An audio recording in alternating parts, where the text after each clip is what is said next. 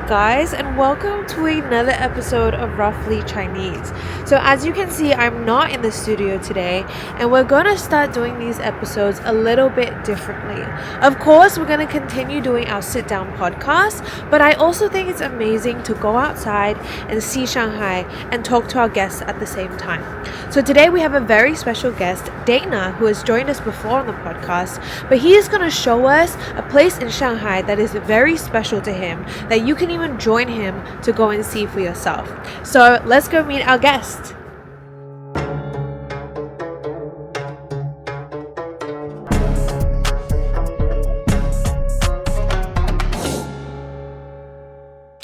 Okay, I am with our special guest Dana. Hi Dana, welcome back to the show.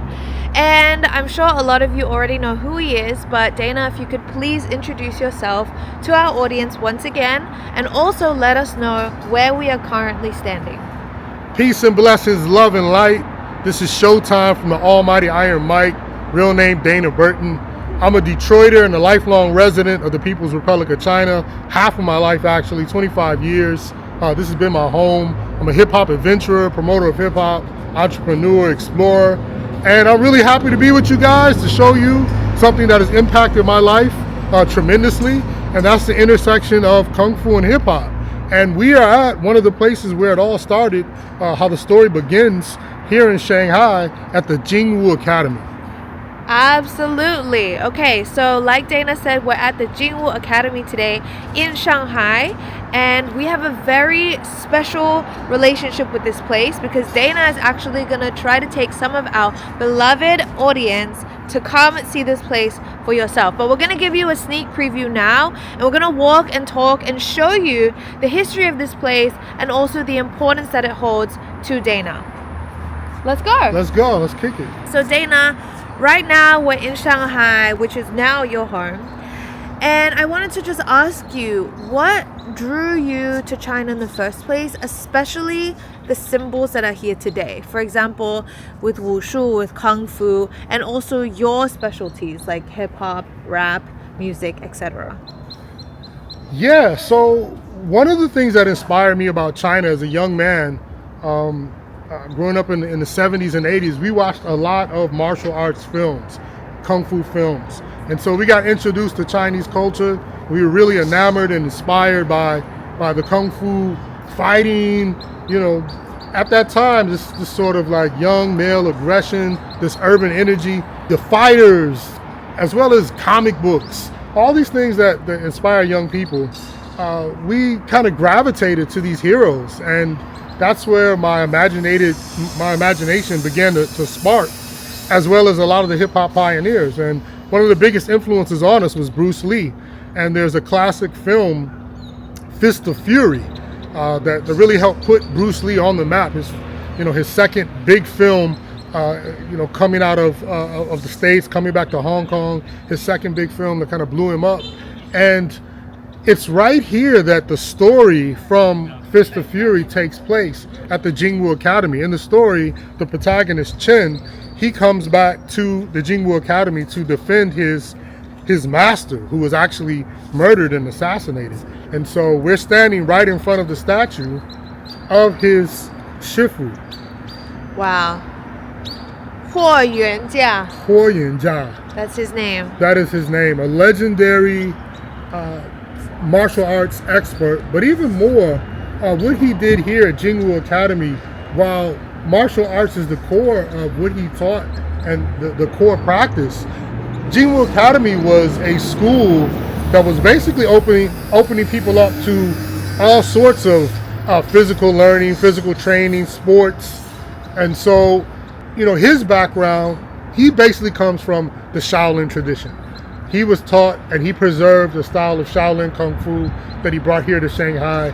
Martial arts was the cornerstone. But he opened this school to teach people all sorts of athletics, basketball, ping pong, even music and culture. And so he's a culture ambassador for the community. And there's a lot of layers to the story that I think people should know about the real Jingwu Academy and then how it pertains to hip hop. Awesome. So would you say that hip hop and kung fu were kind of your entryways into China, learning about Chinese culture, but then you came and like deepened it, and then there were so many layers to it as well? Because I think what I also have learned about this place is that there's also an incredible political history that people might not be as familiar with. And so I think it's inevitable that when you learn about hip hop, kung fu, and then you kind of look at the intersections of that, you see that is deeply political. Would you say so? Without a question. Yeah. The political aspect, the political economy, tremendously important.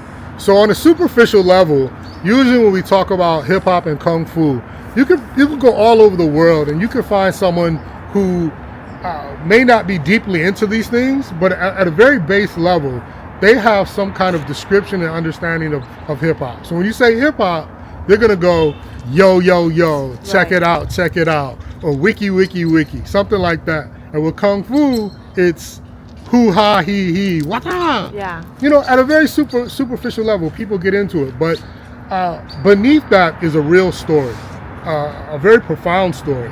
And both hip hop and kung fu are types of resistance culture that are rooted in the reality of the people.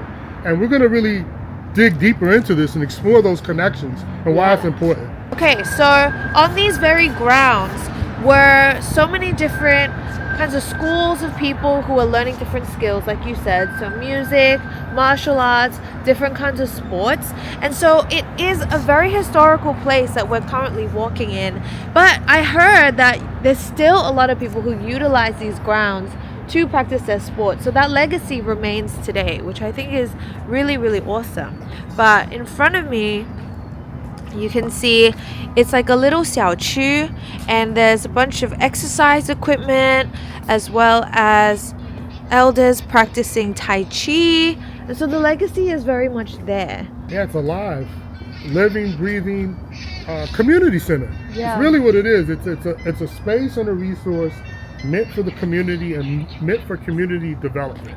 Yes. So Jingwu Academy was quite different from many of the martial arts temples and institutions that came before it. And this goes into the political dimension. So we have to ask ourselves, why are people fighting? What are the contradictions that are driving people to have this conflict and fight in the first place? And in China's tradition, you can look at the social relations and look at the early temples. It was related to the institution of feudalism. So you had these private properties, exclusive temples that belonged to the monks, that were isolated away from the people, but accumulated a lot of wealth. And they needed protection. And this is how the first martial arts developed there, to protect their property. Over time, as we're going to get into this history of imperialism, as China starts to get invaded by outsiders, by foreign forces, and the nation state in itself was weak, the people needed someone to stand up and defend them. So it turned out a lot of the people that had studied martial arts started to marshal their energy and their techniques and talent towards a national goal, to defend the people.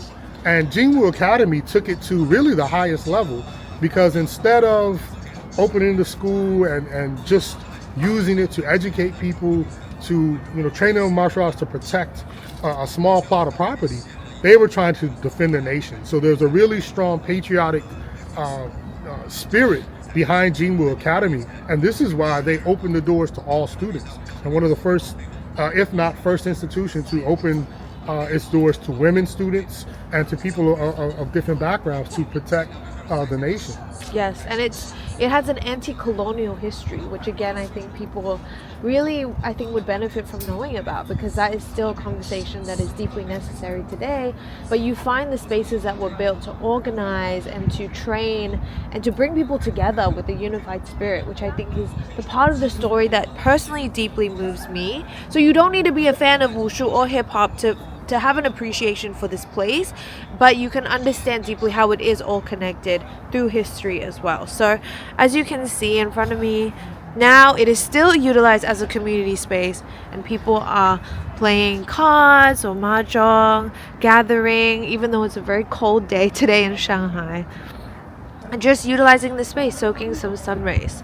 So let's keep going. Let's keep having a look at the grounds and exploring what else this legacy holds.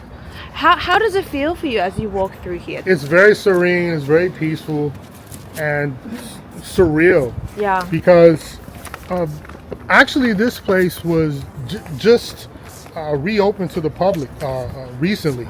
It had been closed for quite some time, and this is like the reinvigoration of this spirit, this history that was kind of lost for a moment. Yeah. So to watch that Bruce Lee film and to see that story and that struggle, and now to be here, and I actually only recently discovered how important Shanghai, the city that's been my home for so long, was to Kung Fu culture globally. Yeah. Jingwu Academy revolutionized the way that martial arts were taught. Yeah. And it became basically a global platform for Kung Fu. They started their schools and associations and spread them all over the world. So it's quite surreal to walk in these footsteps and to learn this history and to go over this history and think about how it connects to today. We're sitting, we're right here on the water, and I think that for me, this is a story about culture, and one of the great metaphors for culture is water. It tells a story. So culture is like water. It flows in many directions. It can be hard, it can be soft, it can crash. Underneath the water, we don't know how many currents there are, which way they're flowing. And that's very similar to culture. And so that's why this story for me, Kung Fu Hip Hop, it's not a linear story because it goes back deep into past. Some things that we can't even verify and confirm. We don't know where the story begins, but as we look at it, we can find similarities and connections to our own history. And I think that's the beautiful thing about culture and why it resonates globally with so many people, because they start to uncover and discover the inner meaning and the history and the roots of Chinese culture, and then they realize that they have the same roots. There's something very similar. There seems to be some kind of interchange and overlap that deserves to be explored much more. Well, yeah, I wanted to ask you then about the global south in a way, right? Because I think what is, again, very moving in this context is that wushu and hip hop are ultimately, I think, black and Asian coming together, right? And there's books that you have shown me that you've talked about very passionately that talk about the linkages between China and Africa, right? Or African American culture and Chinese American culture, etc., etc. In pop culture, in, crafts, in dance, in music, all these kinds of things. So I wanted to ask you about the linkage between China and Africa and how, hip hop and wushu and these connections can kind of be, in a way, a symbol of the new mood, a symbol of the global south. Without a question. Now more than ever, or at least in my brief lifetime, I'm seeing more and more people from the global south coming to China. There's been a huge upsurge, and as you mentioned, a new mood, a new energy. We're seeing a lot of people from Africa, from the Middle East, Latin America, that all share in this global tradition of Afro-Asian solidarity that has really deep roots. Yeah. When it comes to Kung Fu, Wushu, the story that we're going to learn here at Jingwu Academy, the Shifu, the founder, his Shaolin tradition, they trace the origin and roots to a journeyman from the West, actually possibly from India. So a Buddhist monk from India travels all the way to China and brings this culture that becomes embraced and adapted and localized. But this is a great example of Afro-Asian solidarity. There are some historians and people that speculate on the influence of African martial arts from the Congo, African wrestling and boxing, and the way that it influenced Asia. So there's a very good chance in history that many of these skills and traditions that we're seeing today, they do have their roots or their legacy connected to Africa. Like I said, like water, it's always flowing back and forth. Totally. And we don't know the exact origin of the source, but we can tell the interconnectedness by the way we move and how we feel when we engage in these things. And so in Zambia, there's actually a Shaolin school right now. So Oh, African Wow. martial artists are coming to China, learning the tradition and bringing it back to their country. And there's a very natural synergy.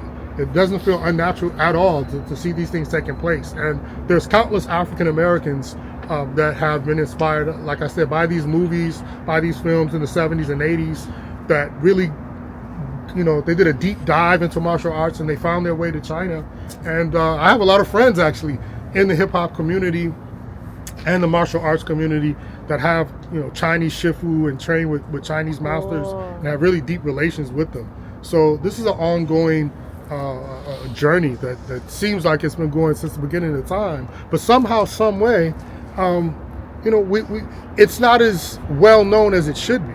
Yes. And so I think this is why this journey that we're going to go upon, and I love to go upon and take people, is so important. So we can start to explore and ask questions and discover together. Absolutely. And I wanted to ask you, maybe on a more personal level, I guess when you were a young boy in Detroit, when you were watching these movies and, listening to these songs, as well as, spending time with your peers and seeing how your peers, it became popular, right, with your circles and your community. Why did it resonate so much? That's something that, you've touched on already. I think there's something quite ancestral about it, something deep in the roots, like you said. There's also different forms of martial arts when it comes to places in Africa, but I want to ask, what really resonated with you that is relevant to your upbringing in Detroit specifically? I think this sort of resistance culture and this grassroots ability to adapt to really tough environments and learn how to defend yourself and fight against injustice and oppression. So it's interesting that these films, as they were introduced to the United States, they weren't being played in the biggest theaters. They weren't being shown at the biggest box office. This is actually the low end theaters where the community was really poor.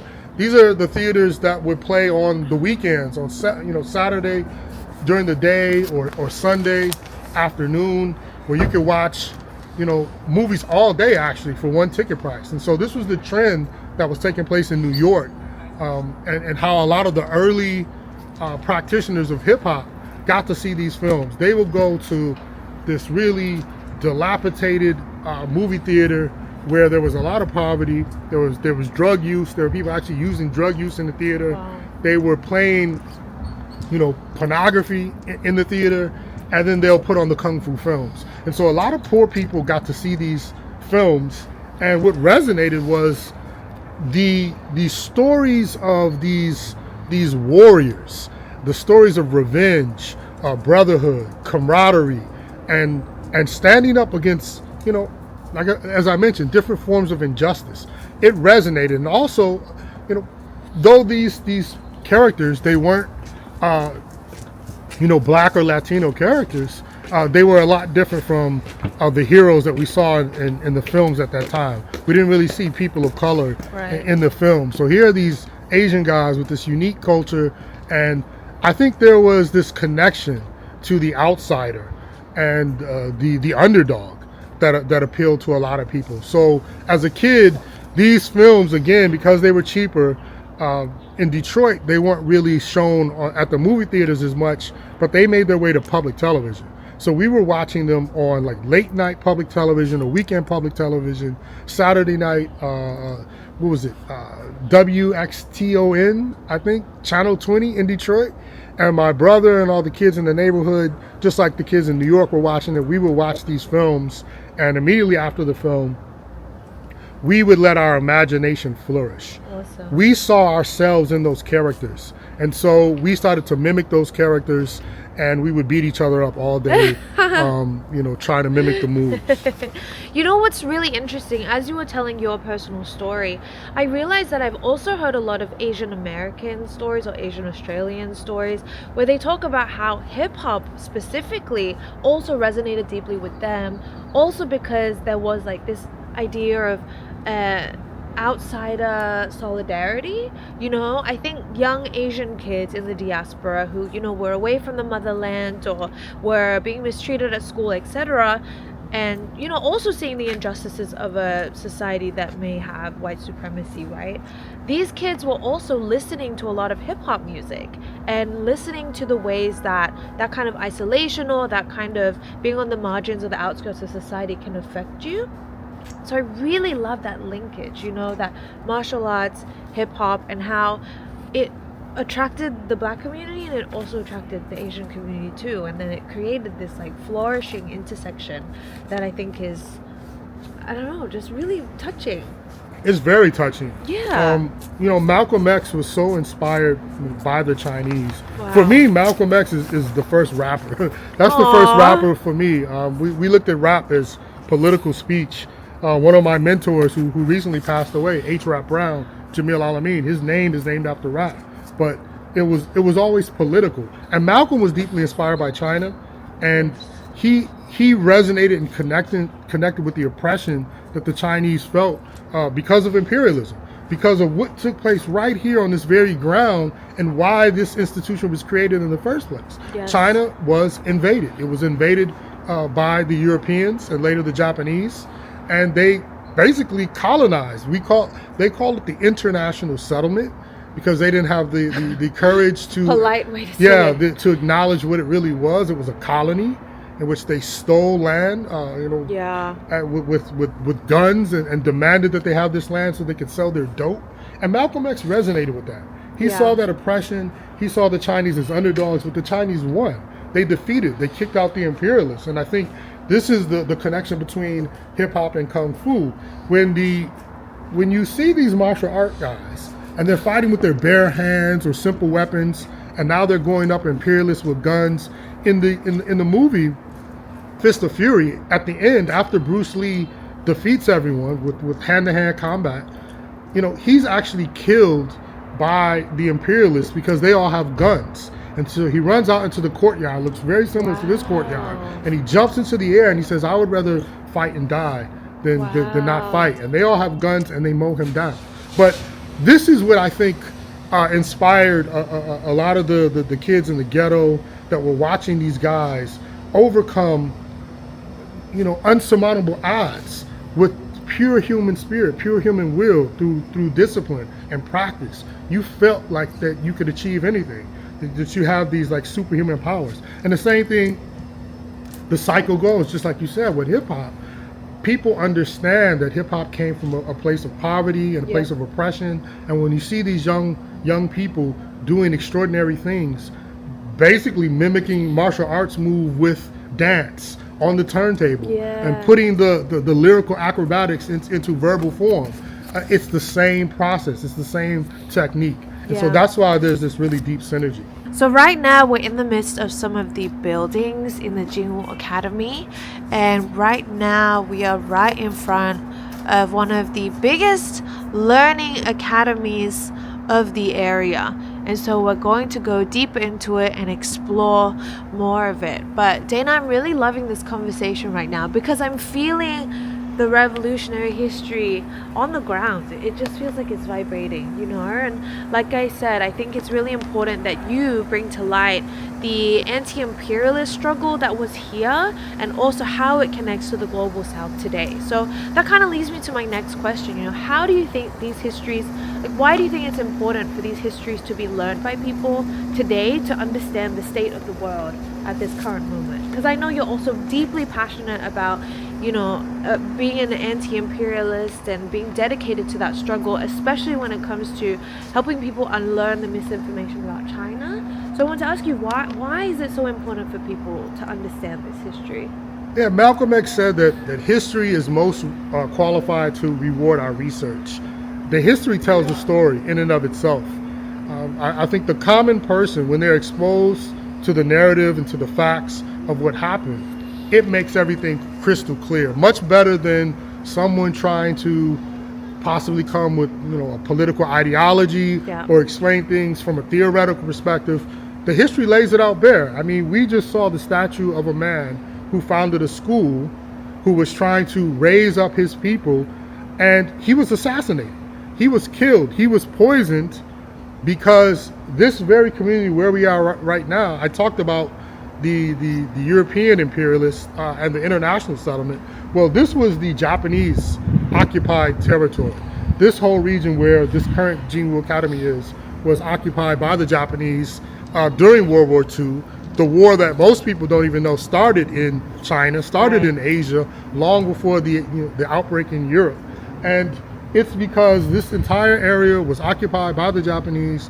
They were bullying people, they were subjugating people, and they saw that this academy was a threat. And one of the first things that they did when they heard about the teacher and the founder of this academy, because they heard that this guy was practicing martial arts and he was beating up the European boxers, the Russian boxers, the British boxers. Well, they wanted to challenge him to a fight, and they brought their martial artists here to challenge him, and they got their butts whooped.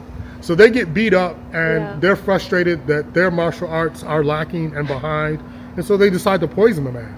So the founder of this academy literally was assassinated by imperialists. Wow. And this gives us the tradition today, which we're going to get into further, of Bruce Lee. Yeah. Bruce Lee comes directly from Jingwu Academy. And so a lot of people don't even realize when they're learning the story of Bruce Lee that they're actually connecting to the legacy of imperialism. Do you feel like that Afro-Asian solidarity is manifesting in a new contemporary way? I do.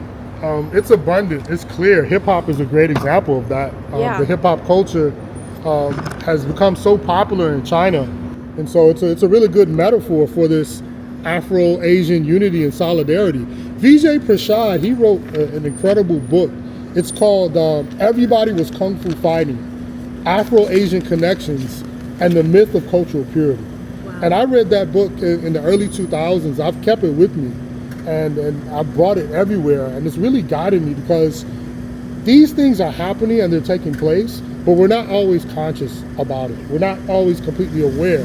And so he does a really good job of illuminating the connections between Africans and Asians. And it's a breath of fresh air coming to China. I came because I wanted to make those connections. And because of China, I've had a deeper connection with Africa. I've met more African students studying here, business persons, and people from all over Asia. So it's a reality. I can't even think of a place anywhere else where this is going on. There are actually more African students, English-speaking African students, in China than anywhere else in the world. And they have some really remarkable institutions like FOCAC, the African committee that meets every year, that's spreading across Africa. Really important institution, of course, BRICS we know about, and the BRICS institutions. So these institutions are real, they're viable. As an American, African American, we don't have any of these institutions in the United States. We don't have anything to connect us with our brothers and sisters in Africa. So, and I think that's deliberate too, isn't it? Yeah, deliberate indeed. Yeah. Okay, so let's take it to the today. Like you said, the West is like desperately trying to cover up all this history that is surrounding us right now. But we're gonna go to a newly opened museum that actually documents the exact histories that we're talking about. So we're gonna go walk and talk and explore this museum and show you guys for yourself some of the archival, the keepings, the things that have been preserved to understand the truth behind these stories. Okay, let's go. Okay, so now we've arrived at the Jingwu Academy Museum, where they've recently opened it to the public and showcased a bunch of history, relics, archives for people to learn about the history, not only of this place, but also this area and Shanghai in general when it comes to this period of time. So in front of us, we have the founder, as we mentioned before, Huo Yuanjia. Yeah, so this is our founder. This is our hero of the school.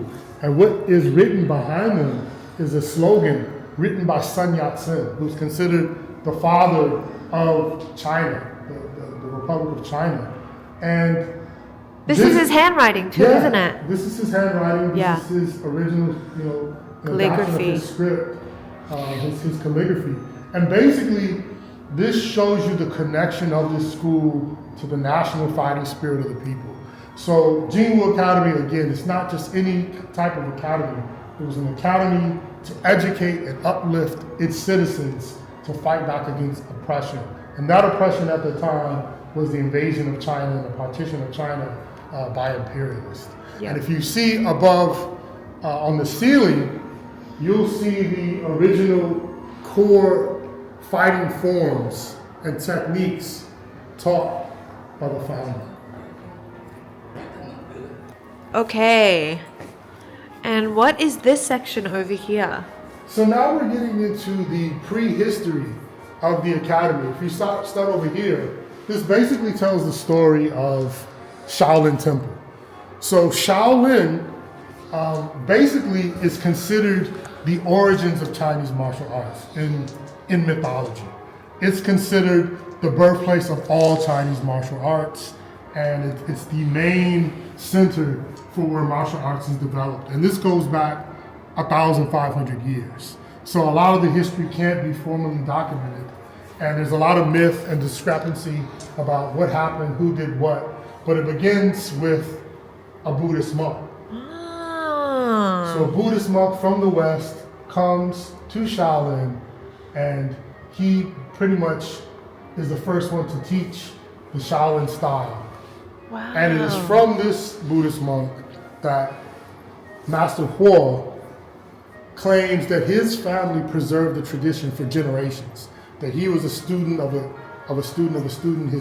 His entire family lineage had learned this martial arts style and preserved it over time for centuries and brought it to Shanghai with the founding of the Jingwu Academy. There he is. 霍元甲. Okay. And see, this is so Chinese because it's blending the ancient art of China while making it very technologically advanced, you know? So this is an interactive installation over here. Yeah, the whole space is living and interactive, and so you can come and stand in front of the screen and practice different styles. Yeah. And you can. There it is. So basically what you're doing, you're reading the manuals that were preserved over time of the tradition to learn the different moves and their significance that they get into in detail. So it's so funny, huh? Because I think in the West, again, with the money that they spend on the anti-China propaganda, they always say that all these ancient crafts have been annihilated. They were all destroyed and da-da-da. But they're clearly not. And they're actually integrating modern technology. So I think the beauty of China as well that I've learned is that, because I spent some time in the West as well, and we talk about that all the time. But when I spend time in the US, I understand people's hesitation when it comes to AI or big tech. But that's because it is completely owned by the big capitalists. And you have no idea, nor is there any control of what they're capable of doing with that technology. So a lot of the time that technology is used in very corrupt ways or in ways that violate people's personal data, etc., privacy. But when it comes to Chinese technology, I found, especially because it is publicly owned, it's not privately owned, it's actually used to revitalize parts of history and to really make it more accessible and easy for everyday people to learn about our culture as well. I've never been to a place where people are more interested to learn about every element of history and culture, so that's an excellent point, and this museum exemplifies that because it's the same principle. They've taken, what they've tried to do is preserve and document all of the history and culture of martial arts and make it available to the public. And we see that with AI in China as well, with open source. Yeah.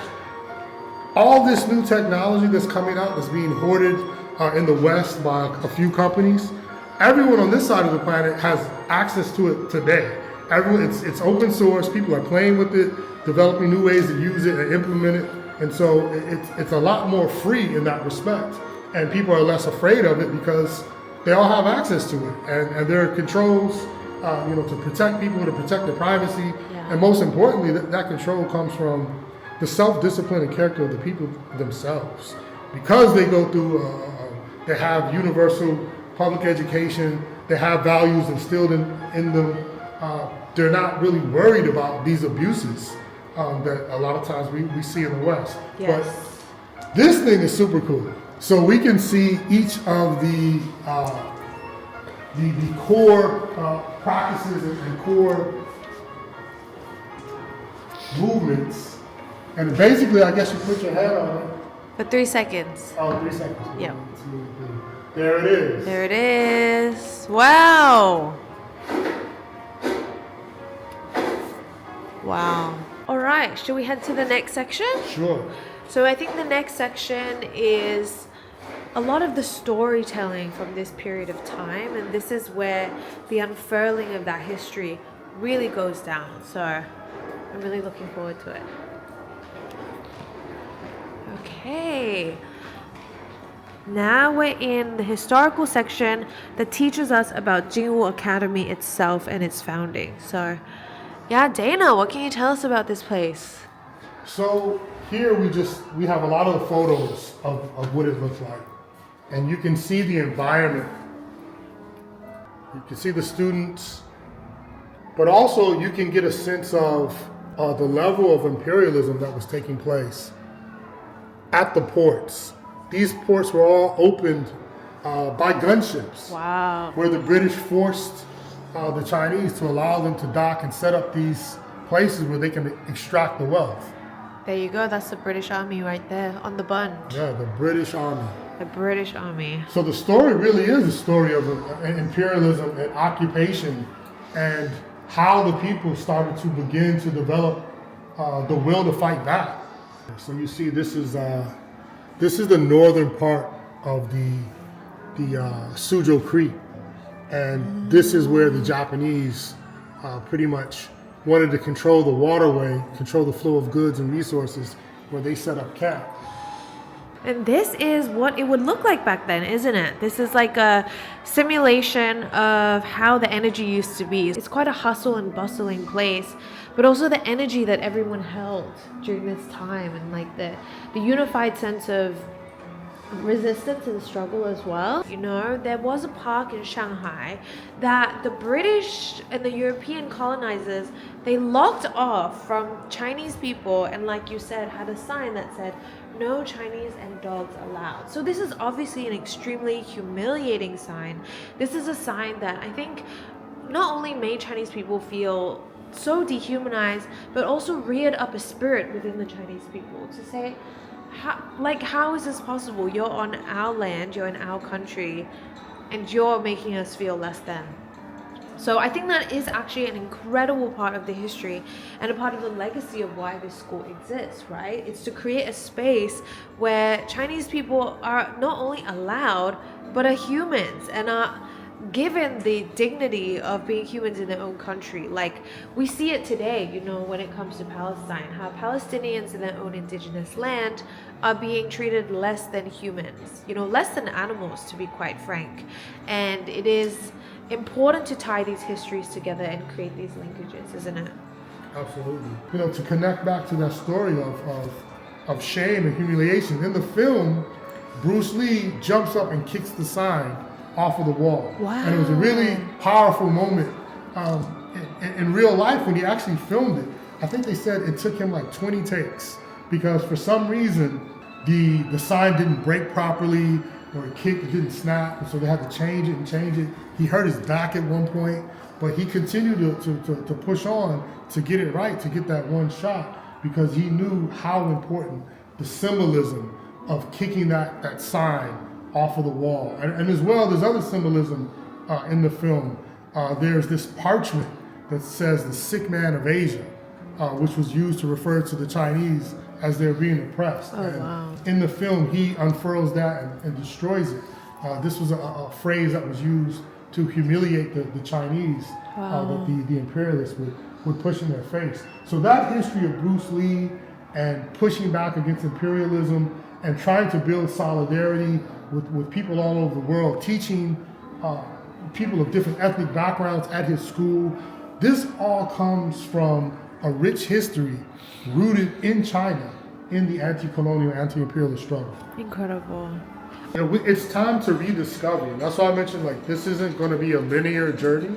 We're going to be zigzagging back and forth in history, looking ahead to the future. But yeah, we need to reconsider what we've been exposed to, and look, into the deeper meaning behind it, and some of the stories that haven't been told properly.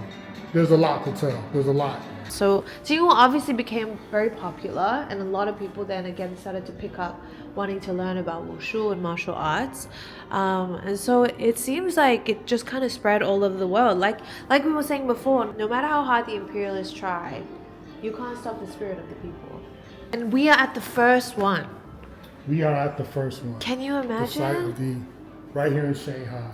And this room is now utilized as a space that people can rent. People can still play sports. There's badminton behind us right now, where people can, again, learn martial arts. This is where we would be learning wushu and different kinds of crafts as well. And I think community events are held here. Dragon dance, lion dance, music. So it is still a community center. Actually, nothing has changed in that respect, right? Nothing has changed. It's alive. It's fully operational. Basically, across from us are classrooms. There's lifelong learning where people can sign up for classes, whatever they're interested in. Okay, Dana, we're at the last stop of the Jingwu Academy. Obviously, we didn't want to show everything because Dana has to show you a lot more of it in depth. We just wanted to give you a little bit of a teaser.